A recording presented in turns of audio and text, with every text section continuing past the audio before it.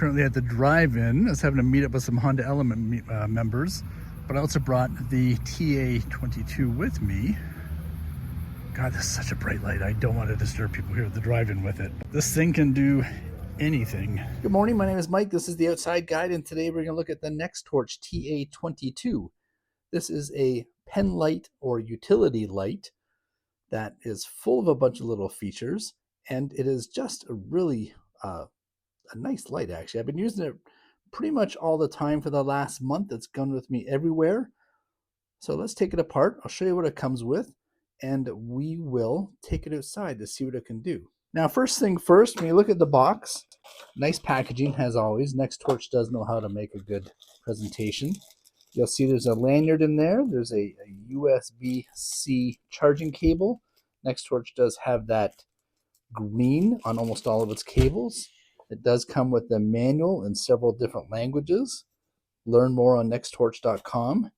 You'll see here that it pushes out 850 lumens at its max, has a runtime of 15 hours on low, 1 hour on high at 850 lumens, impact resistance of 2 meters, like this.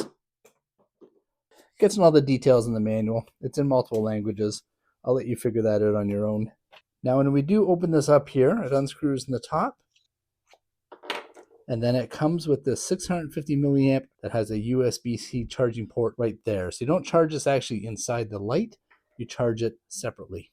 One thing you will notice on this is that it does have a swivel here on the back. So you can go from a lock to duty to tactical. And then the button itself is actually a bit of a two-stage button. So there it has a click to turn on, and then a light press to activate it as well. So you turn it on duty, and then lightly tap it. You'll see it goes through the different settings. It produces surprisingly a significant amount of heat coming from that.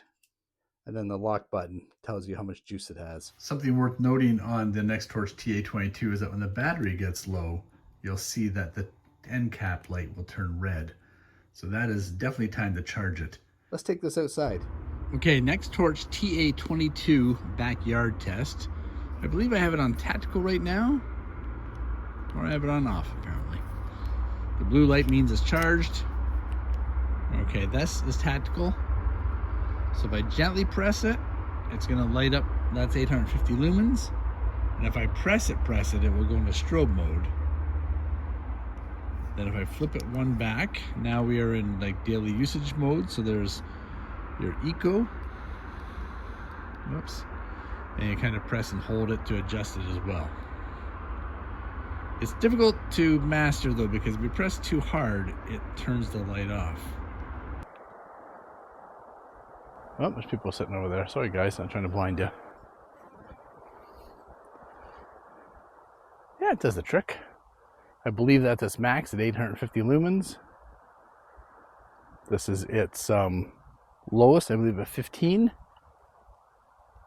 This is 150, which is not bad. And 800 or 850, whatever it might be here.